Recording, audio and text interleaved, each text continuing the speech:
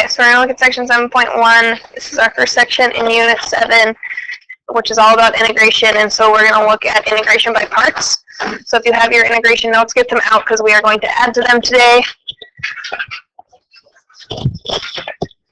So we're going to start by adding the integration by parts definition to your integration notes. Yes, on your notes. Yes.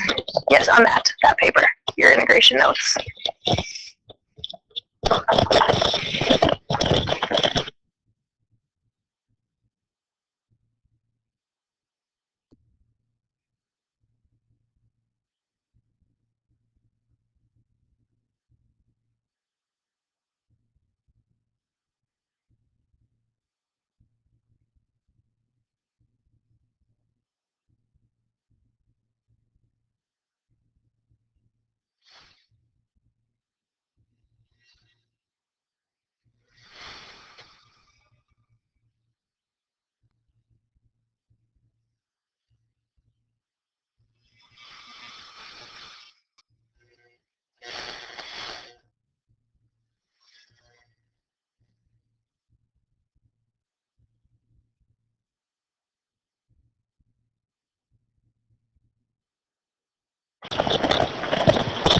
Okay, so for integration by parts, if you have the integral of f of x times g prime of x dx, that is equal to f of x g of x minus the integral of f of x g prime of x dx.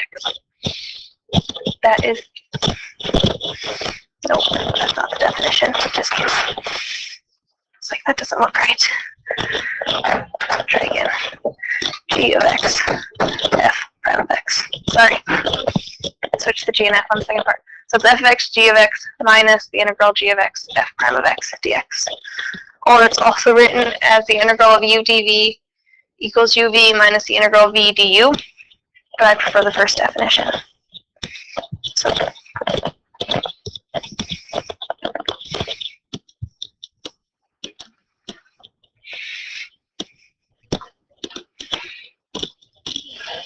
okay. So if I look at example 1, I'm given the integral of x sine of x dx, and I'm asked to solve that. And so using my integration by parts definition, I'm going to let f of x equal x, and g prime of x equal sine of x.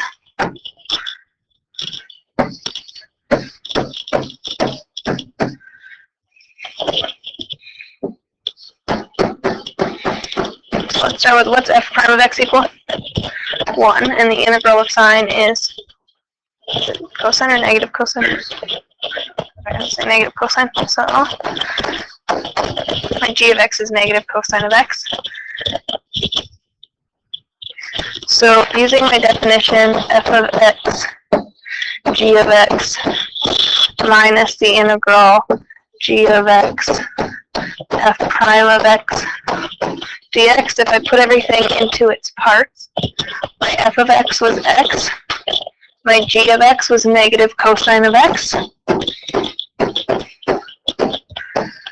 Then if I plug in g of x, I get negative cosine of x.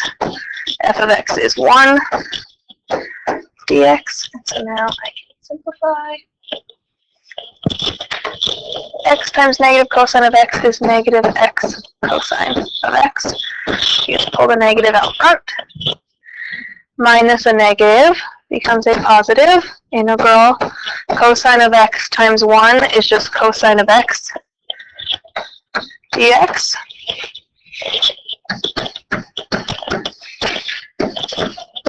And what is the integral of cosine of x? Sine. Sine. So I end up with negative x cosine of x plus sine of x in my integration.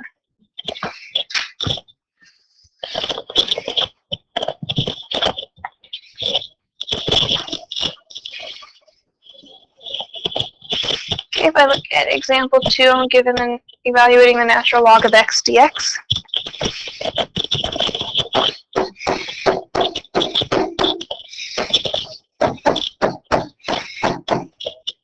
So since natural log is its own function, natural log of x, And since I don't have a g of x, I'm going to put an invisible 1 in there and let g prime of x be 1.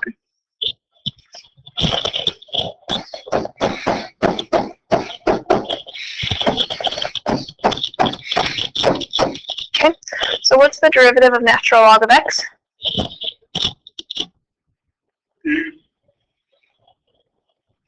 Natural log. 1 over x. That's one we need to start memorizing soon. Natural log of x derives to 1 over x. What is the integral of 1? 1x, or just x? Just x. Yep, just 1x or x. So if I start plugging things into my equation, f of x, g of x, minus the integral g of x, f prime of x dx. My f of x is natural log of x. My g of x is x. My g of x is x. My f prime of x is 1 over x.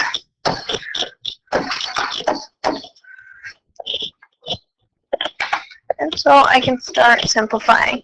Natural log of x times x is just x. Natural log of x.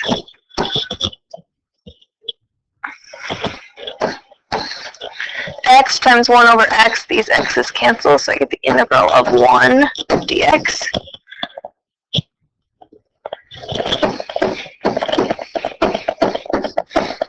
And what did we say the integral of 1 is? 1x, yep, so just x. So 1x or x. So this integrates to x, natural log of x minus x.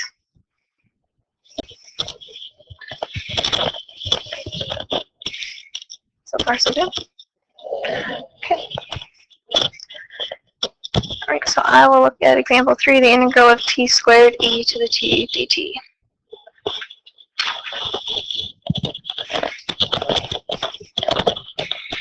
Okay, so I start with my f of, in this case I'm dealing with the integral of t, so f of t is going to be t squared. My g of t is going to be e to the t, g prime of t.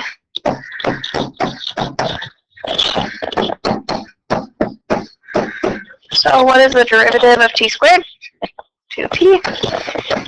What is the integral of e to the t? E to the t.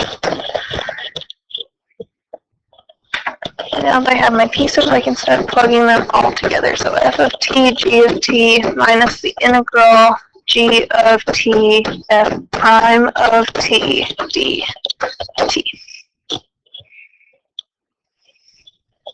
So f of t is t squared. G of t is e to the t. G of t is e to the t. F prime of t is 2t.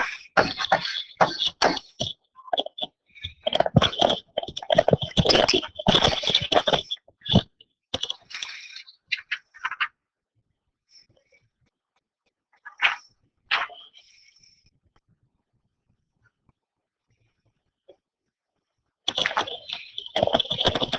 Okay, so if I start to simplify, this would become e to the t squared minus, I can pull this 2 out front because you can pull any constant out front of your integral, so minus 2, the integral of t e to the t dt.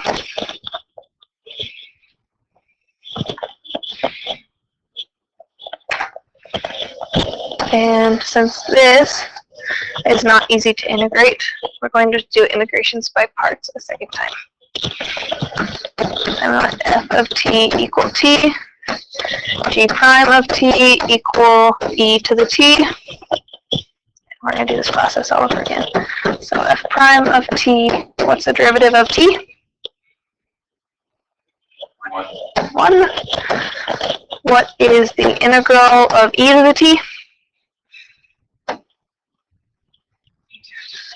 the t.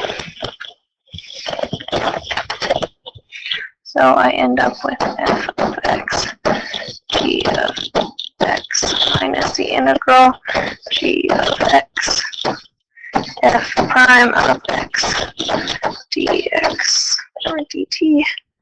So f of t is t, g of t is e to the t, g of x or g of t is e to the t, f prime of x is 1 dt. So t e to the t stays the same. E to the t times 1 is e to the t. So what's the integral of e to the t? E to the t. Okay, so now we've integrated that, but we also still have this first part up here. So e to the t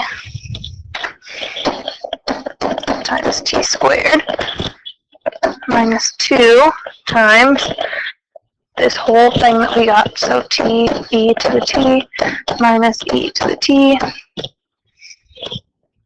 Make sense? Everybody's following so far? Do you follow where that 2 came from?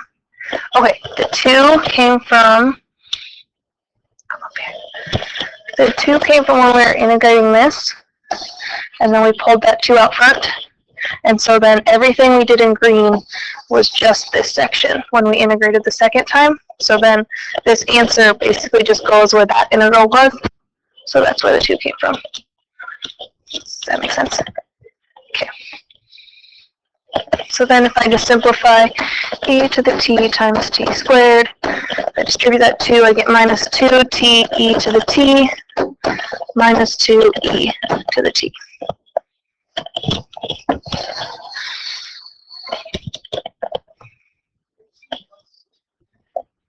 Oh, yes, good call. Minus and minus becomes plus. Good job. That's it.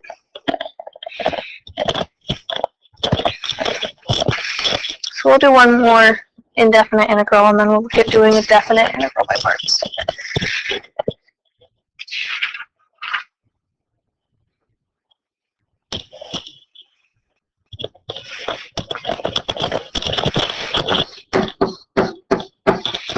Okay, so if I integrate this by parts, f of x equals e to the x,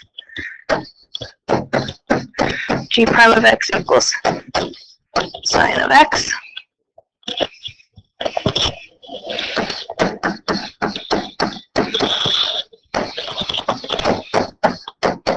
So let's start with what's f prime of x?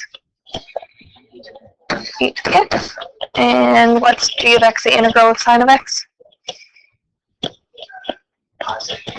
Negative cosine. The integral of sine is negative cosine.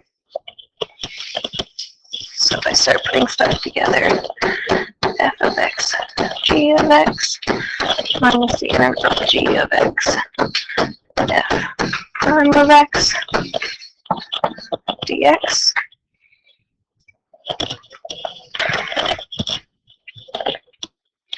Well, f of x we said was e to the x. G of x is negative cosine of x. G of x is negative cosine of x. F prime of x is e to the x dx.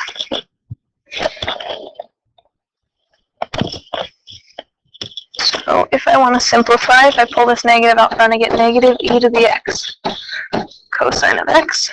If I also pull this negative out front, minus a negative turns into a positive.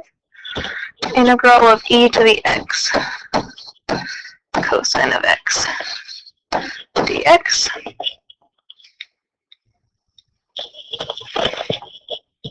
Okay, which is also not integrable, so we get to do integration by parts again on just the e to the x cosine of x. So if I let f of x equal e to the x, g prime of x equal cosine of x, then f prime of x equals e to the x.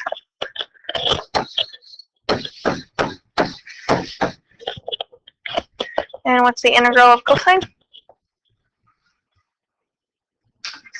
Sine.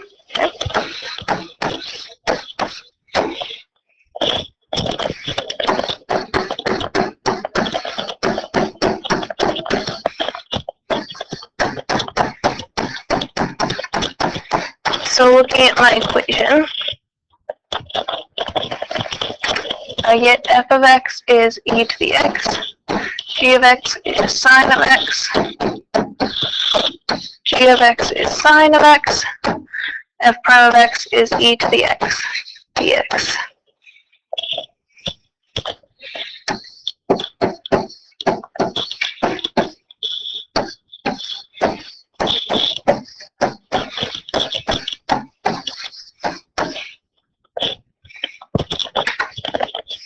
Okay, so I end up with e to the x sine of x minus e to the x sine of x dx. So again, I get something not integrable. So we've been going back and forth between e to the x cosine and e to the x sine, right? So that's not going to work. But I know that e to the x sine of x is what I started with. So I'm going to put together everything I know so far and see if it gives me anything that's easy. So I know I started with the integral e to the x sine of x dx. And so far when I've integrated by parts, I've got negative e to the x cosine of x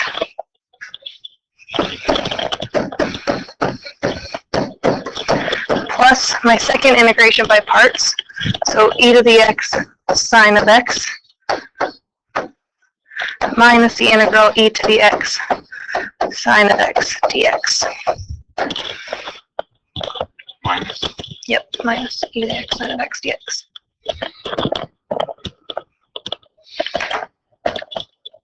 So now I can see what I've gotten is actually probably more complicated than what I started with. But if I have an e to the x sine of x dx on the left and an integral of e to the x sine of the x dx on the right, I'm going to combine them. So I'm going to add the integral of e to the x sine of x dx to the left so I can combine my like terms.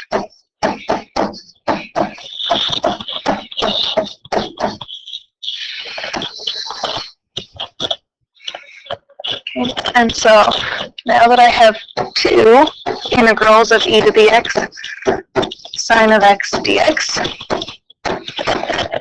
and on the right I'm left with negative e to the x cosine of x plus e to the x sine of x.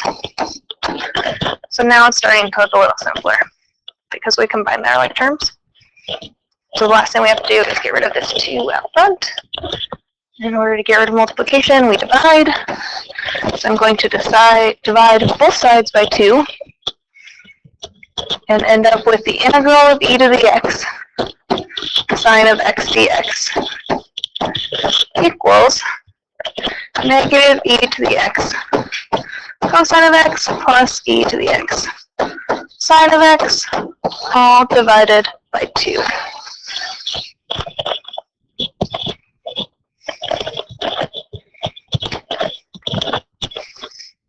Okay, so sometimes when dealing with sines and cosines, when you're integrating, it can get a little complicated. So see if you can combine any of your like terms if you end up just going back and forth, because that will help.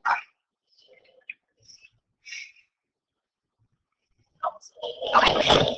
All right, and then the last thing I said we're going to look at is doing a definite integral using integration by parts. So IBP. And if you know how to do integration by parts, then you know how to do a definite integral using integration by parts. But I still think it's important that we look at it because we'll have an A and B.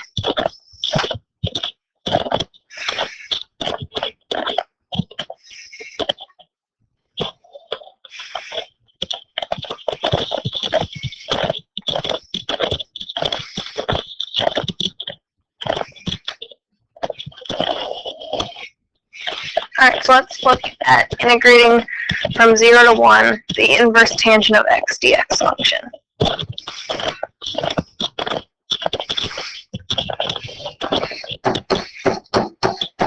So using the same model, if I let f of x be the inverse tangent of x, then I don't really have a g of x, so I'm going to let g of x be 1.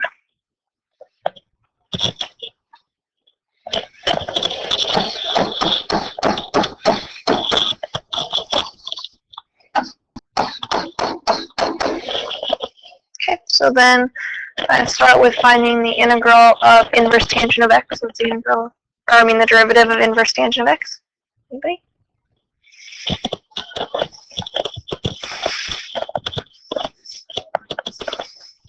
It is a fraction. It is 1 over 1 plus x squared. I think it's on your derivative notes, but the derivative of inverse tangent is 1 over 1 plus x squared. And what is the integral of 1? X. So if we start to throw things together, I get f of x, g of x, minus the integral of g of x, f prime of x, dx.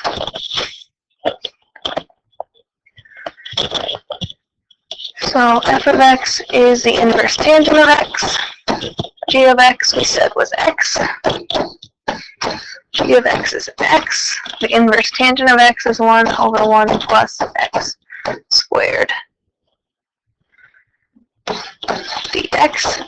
And we're integrating that from 0 to 1.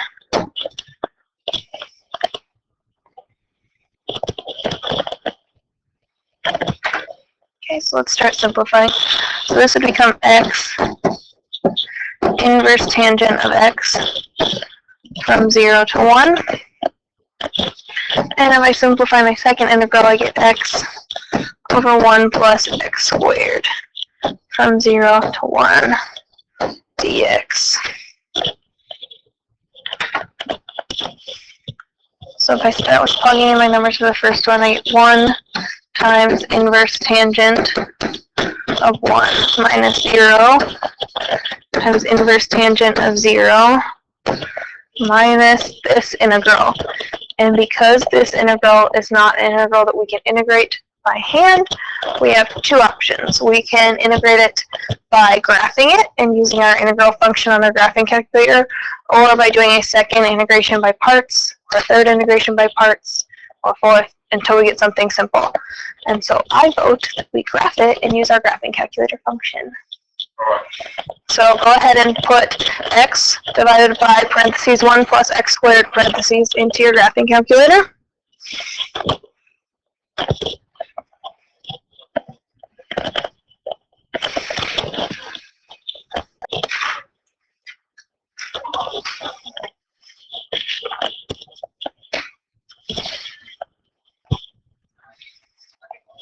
Plug in this x divided by 1 plus x squared, but make sure the 1 plus x squared is in parentheses.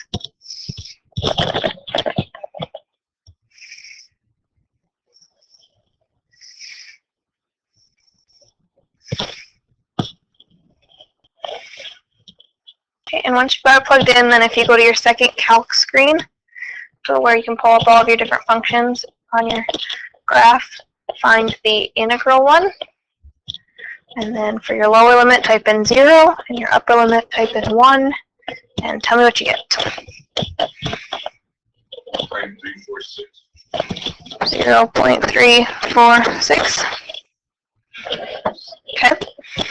So now let's just evaluate the rest of it. So, what's the inverse tangent of 1? You can do that on your graphing calculator. Use your inverse tangent function. Make sure you're in radian mode. 0.75. Okay. Minus 0 times anything is just 0. And then I get 0.346. And so 1 times 0.75 is 0.75. 0.346 just continues to stay the same. So it is 0.75 minus 0.346. 0.404. Okay, so with definite integrals, you'll still integrate by parts until you get to either something that you can integrate easily in your head or something that is not integrable, and then use your calculator. You're going to do page 492, 1 through 10, 23 through 25, 27, and 28.